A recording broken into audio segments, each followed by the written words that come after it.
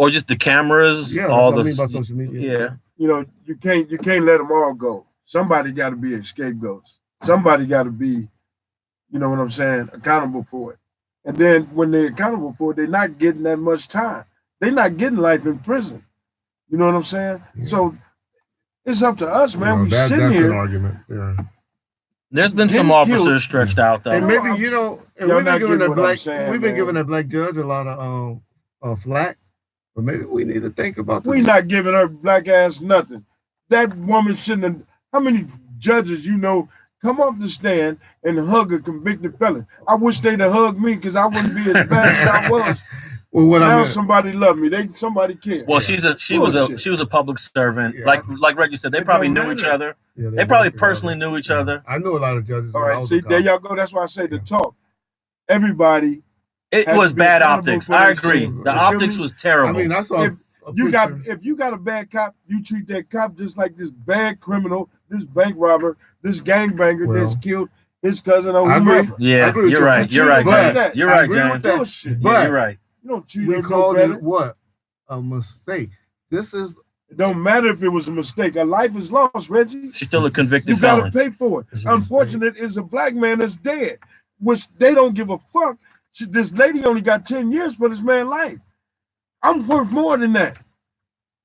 Come on, man. Understand that part. I'm worth more than 10 years. I'm dead though.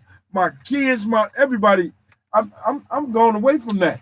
Accidents. And then now she can go through the loophole through papers. I don't care if it's an accident. You accidentally kill a black man and see how much time you finna get. Depends on how I do it. Sure.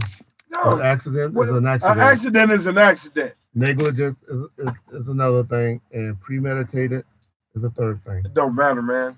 Okay. Well, Texas. Glad I don't live in your world. Texas found her guilty of first degree murder. I live in a world of understanding. I live in a world that I know the cards against me, and this is one thing we really need to do. Everybody out there know that the police got the power, and with my understanding, 25 years ago, I know they got the pen. Everything they write in this motherfucker is gonna be said in court. Now you got to understand what they doing, and you got to play that game to a certain extent if you want to survive or live in the streets. You got to give up that slack. If you don't, you're gonna get your ass whooped or you're gonna get killed out there. But like I said, we're giving the judge slack. And she wasn't the one that sentenced her. I'm not giving the judge. She wasn't the one that determined that 10 years was the correct number. That's not the point. It's not the point whether she gave the lady the sentence or not. That don't matter.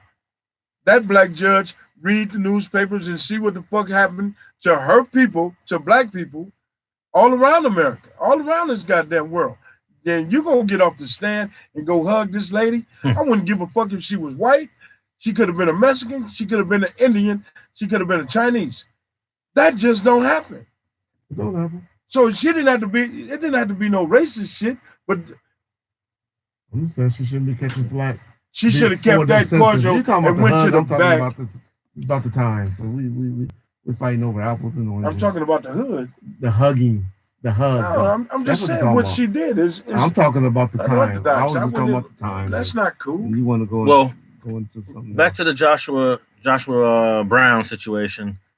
How often do people from Louisiana make a 5-hour drive to get some weed? Man, is there an easier way to get the weed? If your connect is that far, you're gonna go that far to get it. Mm-hmm. You got cats. Yeah, Alexander, Texas, Louisiana is a little hit. It don't matter. It's a little small, but they're close to the border of Texas, but it's a little small town. I have some stories about Alexander. Man, you got cats coming from Mississippi to here to pick up their shit and go home with it. It's just that bad. They don't have the grade that California got. And I don't know why. You know what I'm saying? It's the soil. All these things. California got the richest soil. Well, and the indoors. You know, we. Go ahead, Reg. They have, the indoor quality versus the outdoors, and the white boys. The white boys got the game. But also the soil in Northern California produces not just the best weed, but all kind of crops. But you're talking about outdoors. Yeah. Most ghetto niggas don't even fuck with outdoors. That's mainly what the Mexicans have, but that's the chief. They call that Reggie. That Humboldt County. Reggie, yeah, yeah, was, all that stuff in Humboldt the County. shit that niggas smelling when you be getting in their cars and you smell that good. That's that indoor grown shit. You know, even on the weed shit, motherfuckers go for smell opposed to how it really tastes. Yeah. You know what I'm saying? And I ain't never smoked, but I had some shit where it was sticky and smelled good. They wanted that opposed to exactly. You know, the bomb shit. That's what they go. They go on the smell and that's sticky and that. So it's not unusual for some guys from a small little hick town in Louisiana to pull up in. When they pull up in Dallas, Dallas is probably a huge city to them. They probably got a lot of outdoor, a lot of trash out there and stuff like that. But that dude probably had some connect where he was doing some indoor and he had some good quality, high grade marijuana.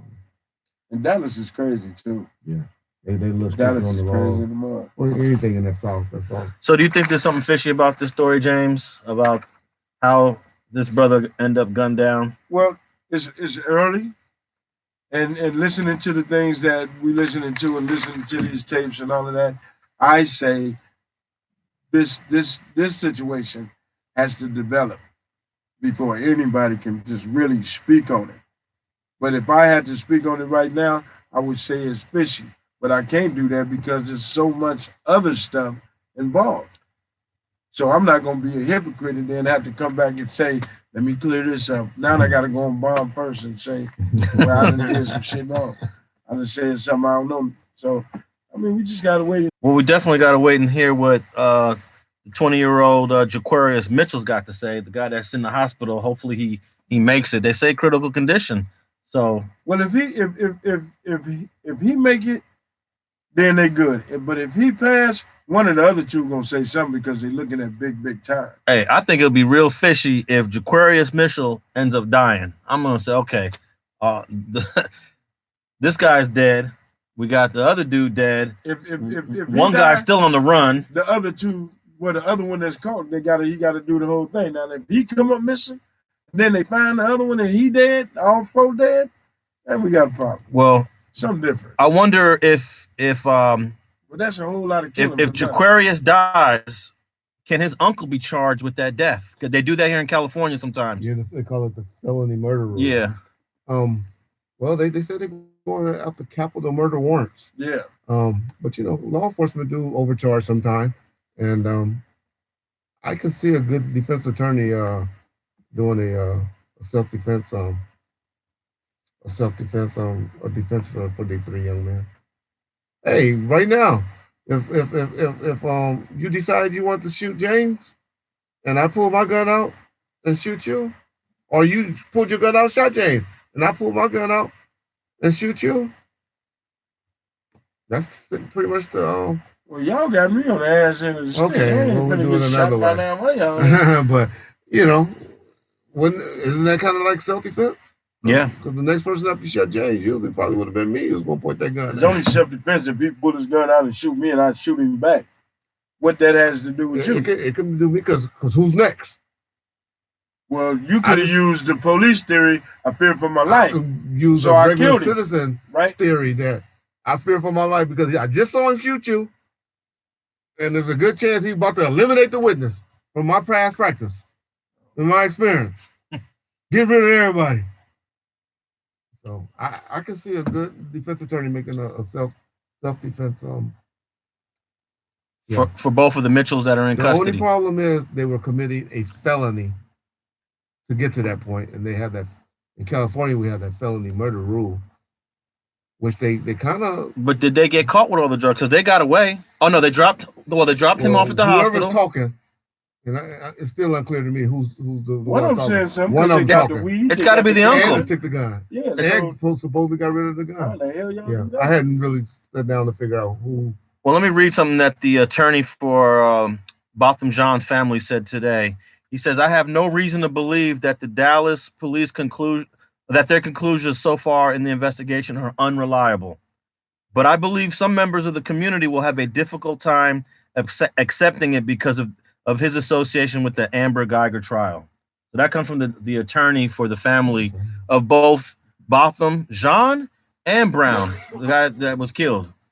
So the attorney is accepting the Dallas police story so far. James, I know you're disappointed in that, right? And I really can't balance this. You know, it's just some things are just what it is. Man. Yeah, it is. But goddamn, how many black people you know that really like act like that? You know, this Texas, so anything is possible. I guess I don't know, man.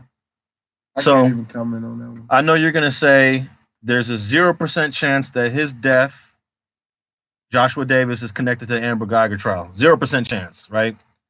That is connected. You know, some of the people will say, "Well, damn," which I think James answered earlier, or maybe you asked that. Why would you go and wait this long? No, why would you go and purchase some weed from somebody that's been all on the TV and in this big high-profile case? Mm-hmm. Some people might say that. You know, sometimes you kind of might want to stay away from that person like that. But what I know is when you got to connect, and that's your connect, then you go to them. But usually you don't fight with your connect either. So that will show me that maybe these dudes wasn't connected like that. And maybe they were just about to rob them. So I would like to know the history of how long they've been dealing with each other. That's what I wanted to know, if they had a relationship. Yeah. Did these guys come to Dallas normally to pick up their well, somebody weed? Hooked somebody up. Yeah. Somebody to talk to somebody. And trust me, they got phone, texts. They got some conversations. I mean, it's all going to come out in the next few months. Yeah. And then especially if you don't know a motherfucker, you know what I'm saying? And you see 3 cats, you don't just come out with shit and just, all right, here, give me the money. Woo. Come on, man. It's rules to it. So I mean, but he was smart. Funny. I mean, if he had